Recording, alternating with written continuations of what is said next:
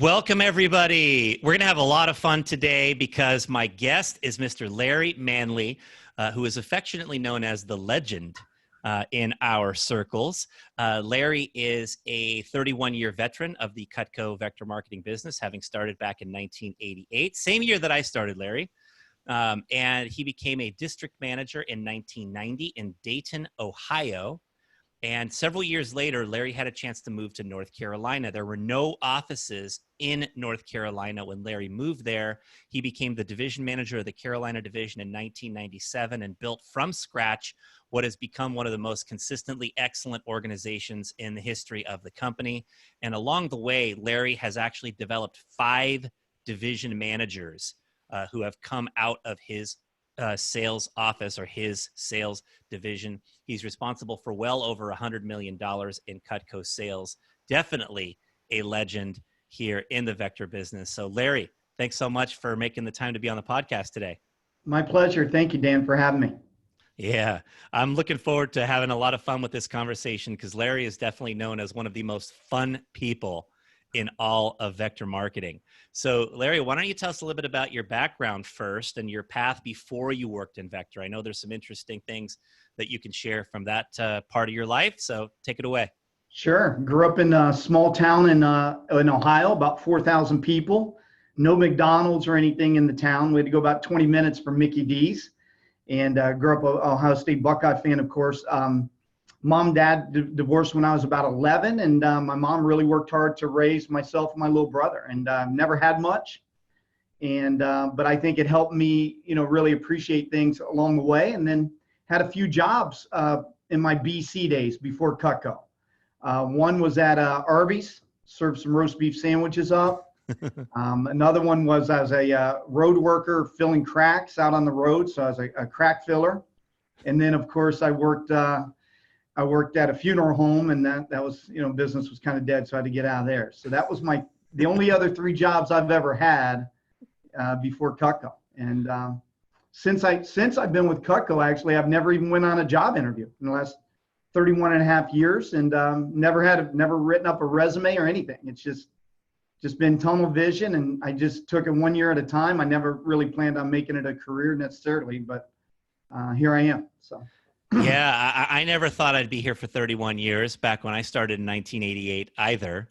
But, when you're consistently successful at something at a high level and you love what you do and you have great people around you, it's just very easy to stick around, right?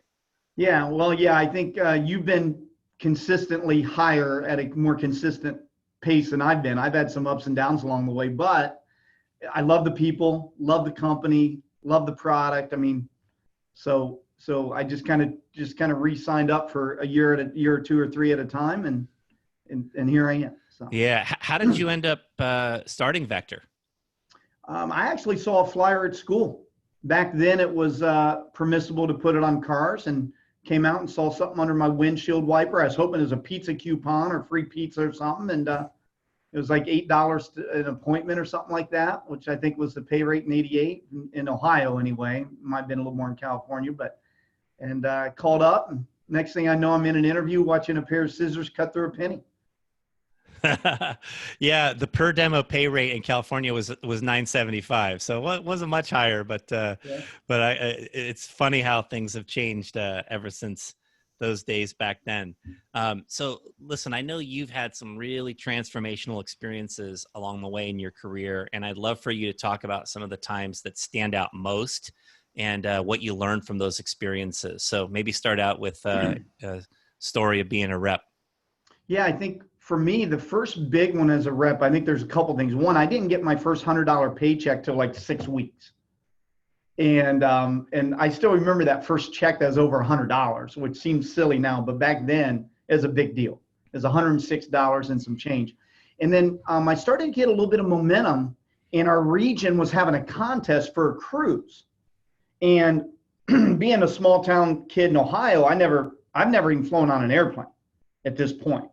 And I remember my manager, Bert Harbin, saying, "Hey, you know what? You could win this thing. You could win this cruise at the end of the summer." And at first I didn't believe him. And he broke down the numbers, and he had more belief in me than I did at that time. And sure enough, I started to get closer and closer. And then it became a reality that I could actually do this. And so that was a big deal for me as really a 19-year-old kid. I won a cruise, got to fly on an airplane, first of all, then go on a boat, both first for me at that stage of my life. And it was one of those things that just tied me in. I was like, man, this is awesome. The people are so much fun. And and so I learned a lesson there about, one, I could do more than maybe I thought I could do. I was more than I was capable. And two, later in life, I learned that my leader believed in me more than I believed in myself at that time. And so that served me well later when I got into leadership management with the company. Yeah, wow. So Bert Harbin was your original manager, and the comment about him believing in you and helping you to see more in yourself, such a common thread among people who have succeeded in Vector. There was somebody else there that helped me see more of what I could do. There's this video that I used to always play for my team of a mountain climber talking about some of the different challenges that he would take on, that he took on.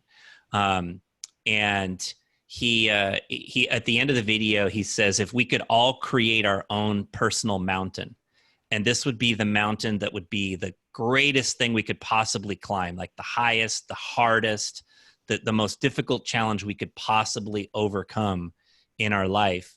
He said every single person would create a mountain that was only 50% of what they could actually do. And I always remembered hearing that and just thinking, whatever it is that I'm seeking to accomplish, whatever goals I set, right, that there's so much more that's possible. And I might not be able to see it now, but that it's there. It's there. And that, through growth and through progress, we can really become great. And I think that's really the story of your career, is growing, progressing, learning, improving, and becoming great. How about in your management career? I know you've got some compelling stories from your management career that you can share. For sure. I remember moving to a new territory to become a DM at the end of my branch summer. I made 2 trips to move, and I had 28 sample kits to them. And back then there's more in the kits. So it was about $100 a pop that I owed the companies. I owed them basically $3,000. I was already behind a few grand on bills because I was silly with my money as a young kid, and starting in the hole. And then that first campaign, I thought I'm going to kill it. And I did about 45,000 in sales, which is not very much for an office in a campaign. That spring, we did 28,000. I don't know how I managed to go backwards from 45, but I did, to tune of a lot backwards, right? And I remember, just trying to make it, and I remember scraping some change out of my car for a Lunchable, one time. I remember going cross training with a gentleman named Mike Bella, and it really opened up my eyes. And then a big moment was that at that summer, we had a national sales manager at the time named Mike Lancelot, who it's a familiar name to a lot of people in Vector circles. He became our CEO after that. And I remember at the end of the summer, the very end of August, very end of the campaign, our office actually won a trophy, and we did 108,000 for the summer, which was not very much as a district manager. Matter of fact, the previous summer I did 108 as a branch. For the record, I did beat that branch by a couple $100, by the way. But I remember Mike Lancelot saying, Larry, and I'm sure he was given this information, but he goes, you just did about 70% of your summer the last 2 months. You're going to have an amazing wind-up campaign. You have so much momentum. You're going to be such a great district manager. And it just filled me up from being really disappointed in my summer to thinking, yeah.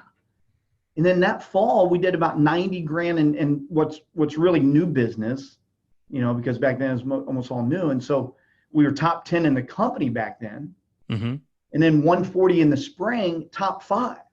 So from one spring, we did 28 grand. The next spring, 140, bottom 5 in the company, literally out of a few hundred, to top 5.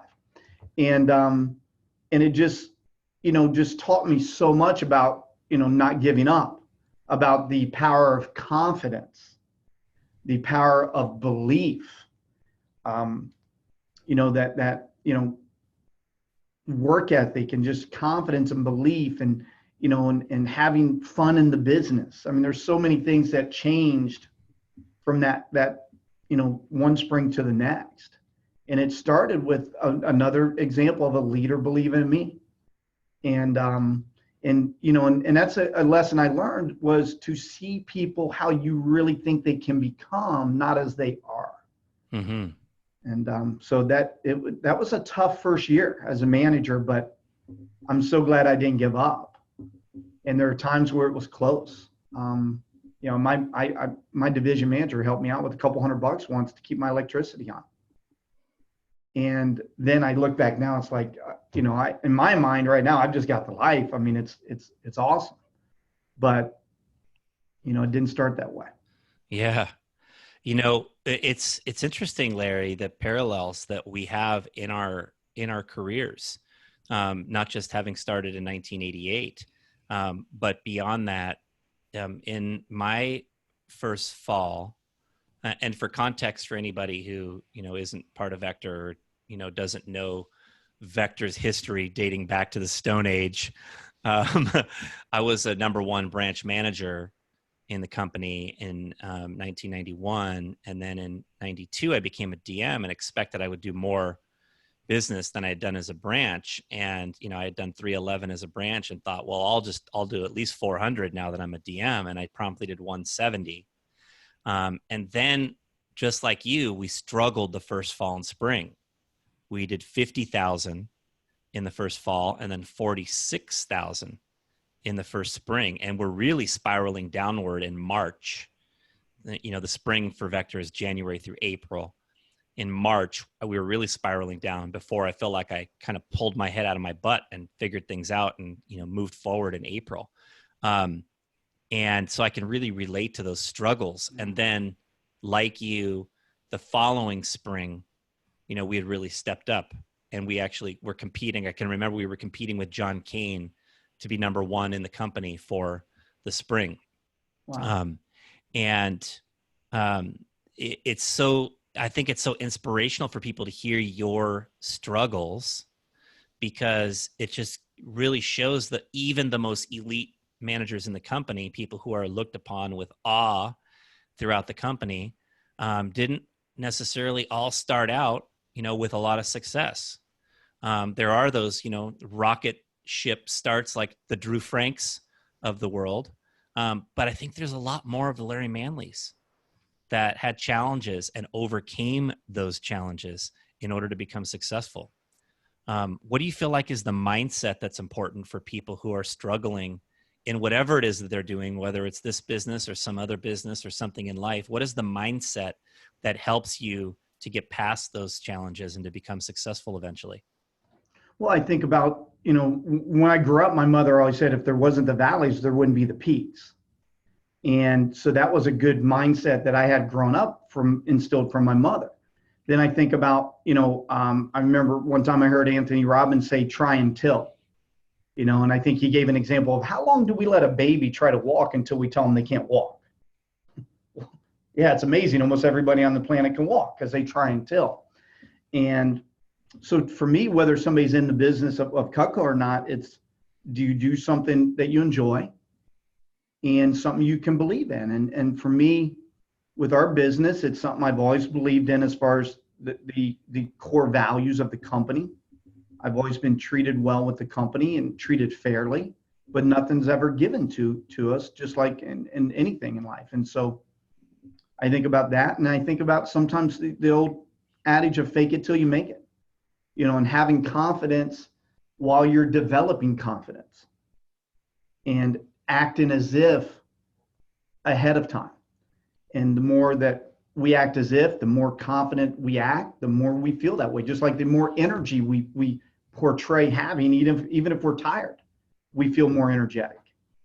And I just think our mind's so powerful, it can trick ourselves, and we can do it any way we want, on a negative front or a positive front. And so, and then, and just thinking about, what's the worst that could happen, right? Like it's going to get better if you're ever in a downtime. And sometimes you have to experience that pain to want to change. Because I heard Amar DeVay say one time, change is hard for those who want to change. So sometimes I had to experience that before I, was willing to dig a little deeper and work a little harder, but also it's not always about how hard you work. It's to me, the confidence that we have and the mindset, and just deciding I'm not, quitting's not an option. I'm not going to give up. Yeah, you definitely have had that mindset. And I think the key to developing confidence, before you truly have the results is clarity of your goals, and it's clarity of your plan or your path to get to those goals. The clearer people are about what they want to achieve, what you want to achieve the rest of this year or what you want to achieve next year, the clearer you can get on that. And then the clearer you can make the plan so that you can see the path, breaking down your goals, understanding the pieces of the puzzle that you have to put together in order to get what you want, the more confident you can be that you will actually do it. And that was always the process for me that I followed in trying to achieve goals is, hey, I want to accomplish something pretty big, but let me break it down to the parts that I know I can do. And let me just go to work on those parts. And if I can achieve, step number one, then I can achieve step number two. And if I can achieve step number two, I can achieve all the steps eventually to be able to get to my goals. And that was always how I derived some confidence as well. Yeah, I love that. You, Larry, you have a track record of developing top leaders. That is, one of the most amazing track records in this company of any of our division managers or even region managers right now. You've turned out 5 division managers who either work directly in your office or within your division. Bowen Asserson was the first, and then Matt King, who became one of the top division managers in the history of our company. I know Trey Harris worked in your office for a while before working with Matt King. Trey Ketchum, who is currently one of our top division managers. Brian Herman, right, who's newer as a division manager, but right now is one of the top managers the top manager running an office this year, at least in terms of new business sales in the company. So you have turned out some really amazing leaders, and I just want to get into your mind a little bit on, what do you feel has enabled you to be so great at developing other top leaders? That's a good question, Dan. Part of it, I would say, is just I've been a DVM so long, right? So part of it's just, I've had a lot of chances. And I think I reference seeing people as they can become, and that influenced my career. And I think because people saw me as I could become, it taught me to see others how they can become. Some people don't realize Brian Herman showed into training late, wearing sunglasses, untucked shirt, and he was a kid right out of high school. But, he had a front row seat, and he tried to slip in the back. I go, no, I saved you a seat up here, right by me, Brian. And when I trained him to sell Cutco. But Brian is somebody who's had ups and downs. Trey Ketchum's been pretty consistently successful at a super high level. Trey Harris has had some ups and downs. And so, I think about, just seeing people as they become. And I openly talk about as a DVM, hey, Carolina, we create and develop division managers. And that's one of the things I want to do. I've always looked at it as a challenge when I promote a division manager like Brian Herman, in replacing that CPO in sales. If you're not with Cutco, CPO sales, and just, it's a challenge to me. And I always, I've always felt like the business always takes care of you if you take care of your people. And so I always wanted to promote people out. Mm-hmm. I think relationships obviously has a big part in it, but I think just instilling belief and early in their careers, sometimes I would say, hey, I could see you as the next great division manager out of Carolina. And I don't say that to everybody. So it's not just fluff. I purposely look for those type of people who I could see that potential. And I'm not afraid to tell them that sometimes before they've even branched. Targeting is a key element of creating leaders. It's looking for certain traits or qualities. What are some of the things you feel like you look for in the early stages of a rep's career or a young manager's career that are those signs that they've got what it takes? Well, I think, track record of selling Cutco doesn't hurt, but I think more importantly than that, sometimes is work ethic. Um, do I like their values, their core values? Do they align with what we're doing in Carolina and just, and how they treat people? I think I heard Chris Heigl say this one time, what you appreciate appreciates. And I say that's a mantra throughout Carolina, that appreciating the opportunity, respecting the opportunity. Um, that it really, it's something I try to instill in Carolina. And I look for, the other thing, if I'm talking about somebody who could become a division manager, I look for the it factor, is what I call it. And it's easy to see that some people have it. Mm-hmm. And I'm a big believer that skills can be developed. And I'm not sure if you call the it factor a skill or not, but that's a tougher one to develop, because it's how you carry yourself. It's that charisma. It's that, but I'm also a big believer that character is more important than charisma. And so those are some things I try to look for, when I'm looking for future leaders, and whether it's a branch, district, or division. And I will let people know that ahead of time, that even if they may have only sold $10,000 worth of Cutco, and I might say, hey, I could see you as a great branch manager. But it's got to be authentic, right? It's got to be real. It can't just be me saying it. Yeah, it definitely starts with track record and people showing some signs of success. But beyond that, like you said, the work ethic that they demonstrate, because some reps get lucky to sell a lot and other people bust their butts and struggle a little bit.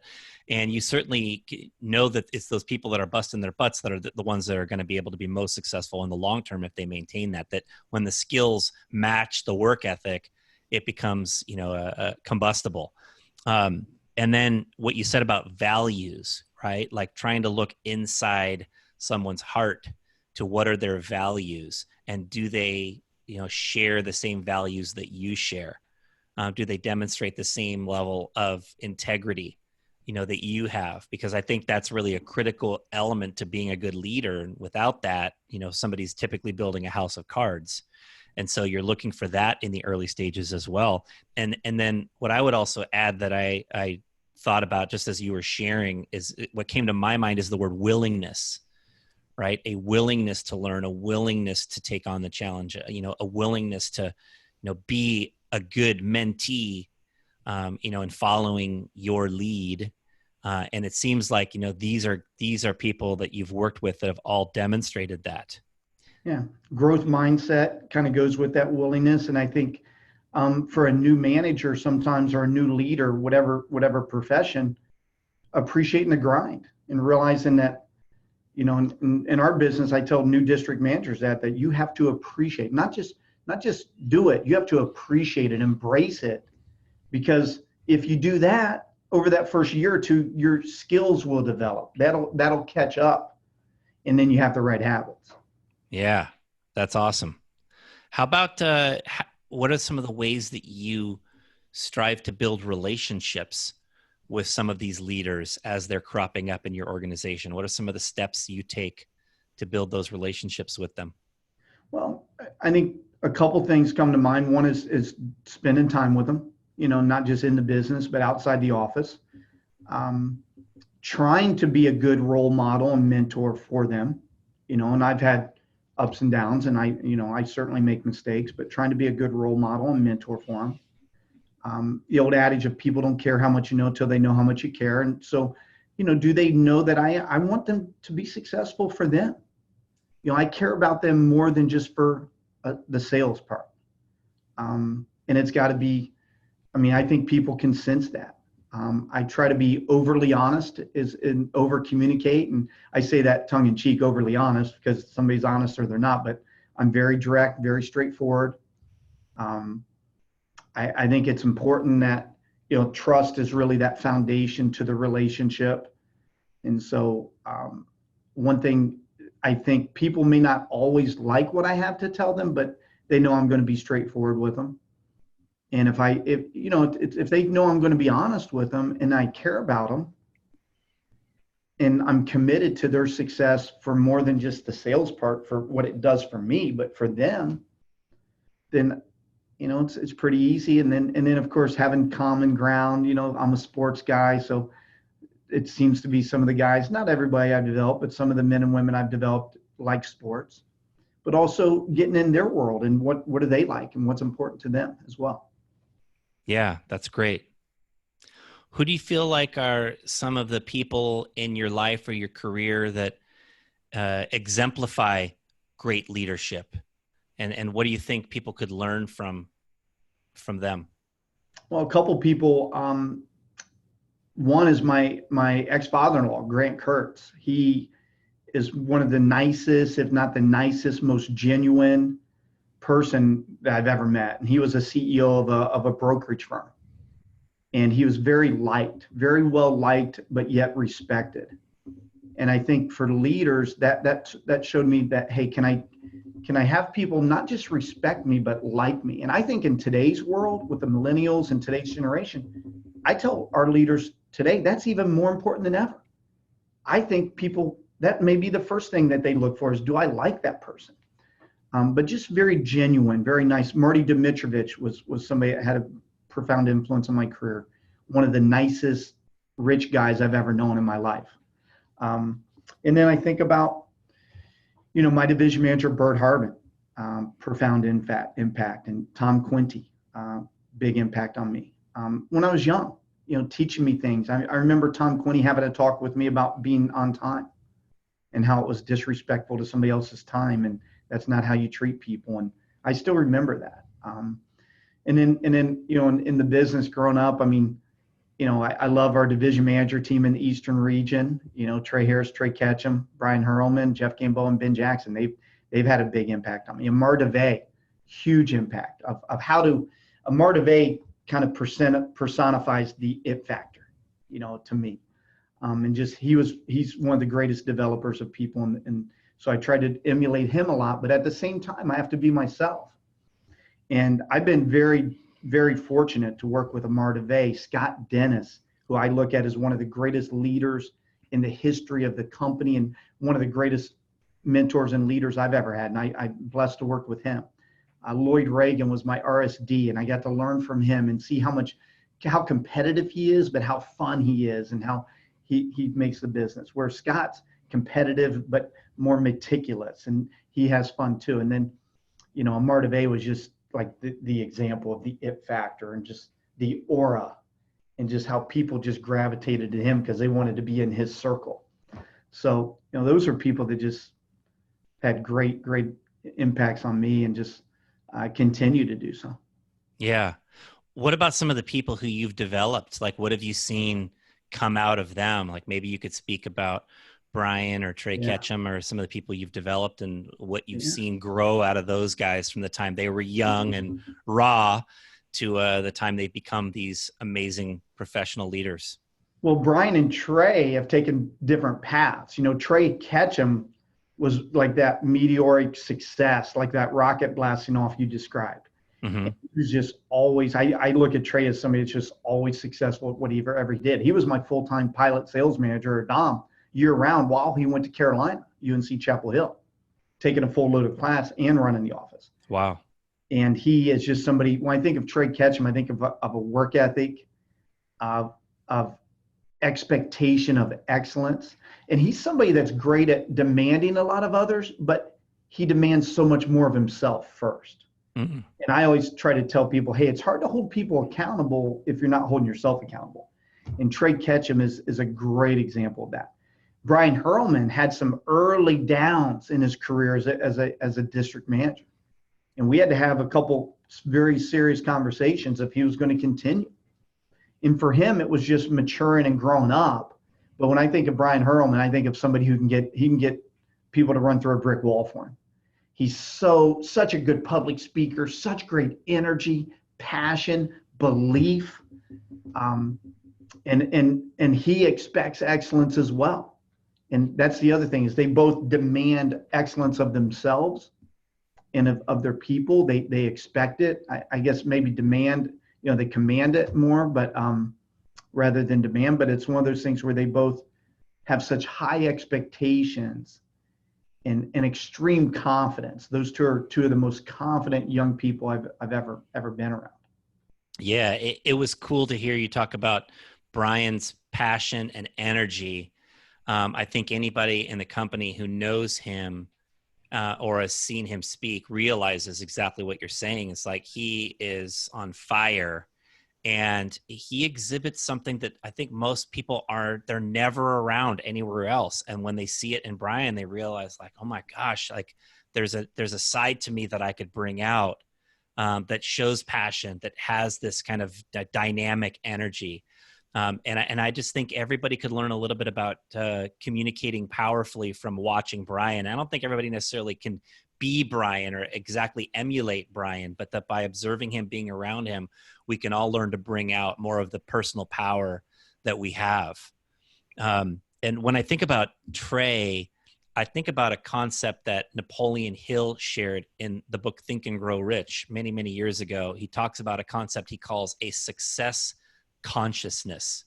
And a success consciousness is all about just the way that you think, the expectations you have is just on such a high plane that it's very difficult for you to fall, very far below a certain level just because of your own expectations and your own way of thinking. And you can just see that like Trey thinks big about the things he wants to do. And he's got that confidence that is like palpable when you're around him. You can feel it. Mm-hmm. And there's something about that I always wish more people could capture or be able to have. And I think part of the answer to that is what, we talked about earlier, which is the idea of being clear on what you want in your life and then understanding how you're going to get there. Learning how to set goals and how to be able to make the plans to achieve those goals so that you can take the small steps, and that building the kind of confidence of a Trey Ketchum does start with small steps and small success experiences. And he probably had a lot of small successes in his personal life before coming to Vector. And then that is sort of carried, through into his Vector career. Matter of fact, Dan, one thing I was going to mention about them both, which I think is a very interesting point, is they are both very fun people to be around, but in totally opposite ways. And so I think it's important as a leader to be authentic and be yourself, but can you be that positive, powerful, fun, attractive type of personality, attractive where people want to be around you and they want to develop with you. And of course they want to be like you. And so those are two different examples from different personalities, but their people want to emulate them. Yeah, for sure. For sure. And you mentioned Amar Davey and the it factor, but there's one thing that's really terrible about Amar, Larry. You know what that is? Yeah, I know. I'm not even going to say the word. I don't say the word that begins with M, but yeah, that's true. That was very tough. There's about a 12-year span where we lost about 10 of them, and it was very tough working with him and his organization during that time. Yeah, it's probably been good the last few years, though, to be able to talk to Amar sometime in late November. Yeah. So anyway, last 15 or 20 have been pretty good. What do you feel like you're most proud of in your life or your career, Larry? My life, it's easy. It's my two boys, Grant and Austin. Grant's 20, just sold Cutco summer of 2017 and 2018. And Austin just turned 18 June 30th and started selling Cutco this summer. Oh, cool. And they're just very blessed to have those two, and it's awesome. And Austin will be back next summer, and so it'll be fun. And training them to sell Cutco is kind of cool when it's your kid in the training. Was he in your office? Yeah. And did you run the training, or did your pilot manager run the training? And pilot joint. Yeah. Yeah, that's so funny. I can't imagine training my own kids. I got until 2034, or 2032, until my first one will be selling some Cutco. So they have to dust off the training kit so you can train them personally. Yeah, I got quite a while. Is there any other advice, Larry, you feel like you would like to give to a lot of the young entrepreneurs who would be listening to this podcast, whether it be people in Vector or out of Vector, but who aspire to have some of the same level of success that you've had? What could you share with them? Well, from a leader's perspective, I think it's just caring about your people. Um, I just want to see them succeed.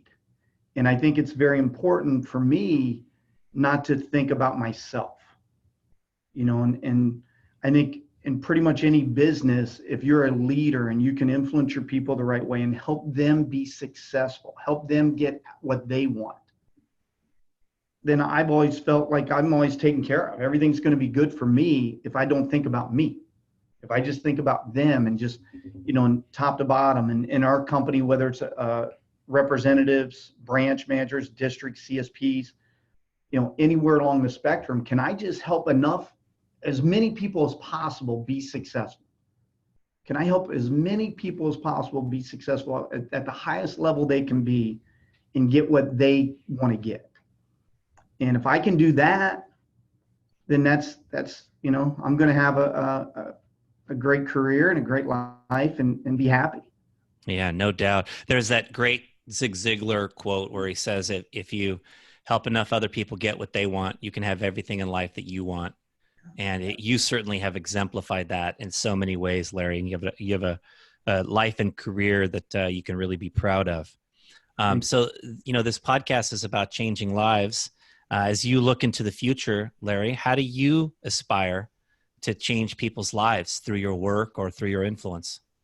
Well, I think I'm in a very blessed position where I get to work with 18, 19, 20, 21, 22-year-olds as representatives and development candidates when they're new in the business, and then a lot of them become districts or branches and CSPs, and then a lot of them leave the business. And so for me, my hope, my true just intention is to help somebody so at some point, if and when they leave the Cutco business, they take with them lessons they learn.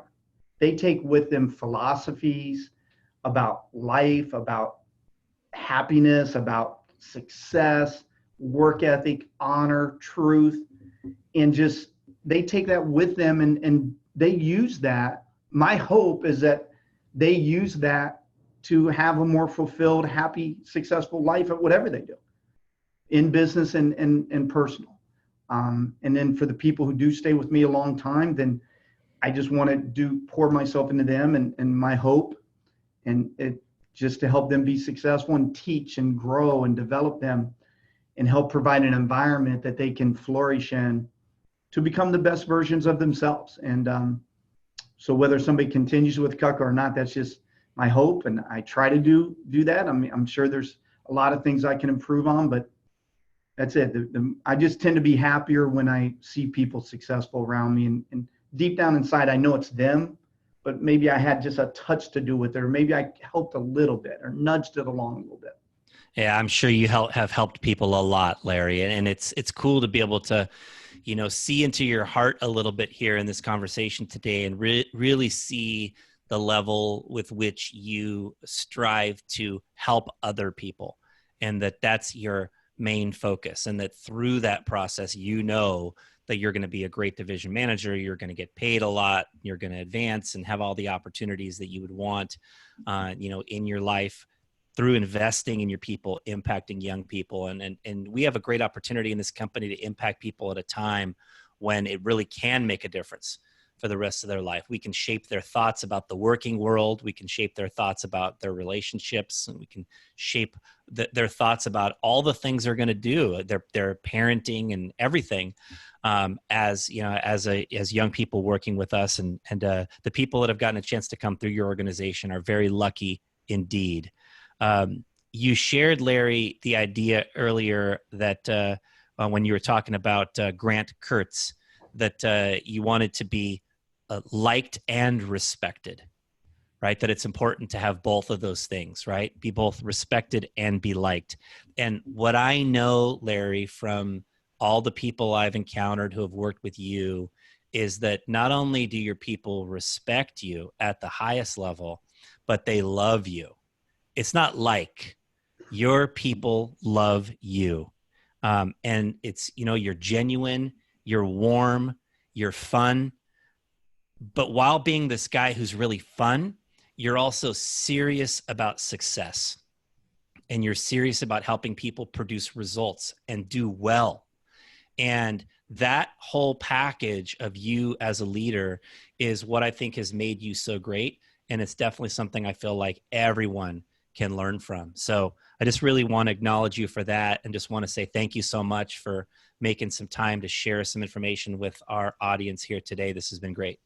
Well, thank you, Dan, not just for having me, but those kind words as well. And I appreciate it. And it means a lot to me. And thank you for having me on your podcast.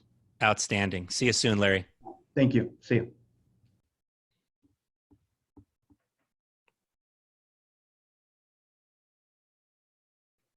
That was the legend, Larry Manley.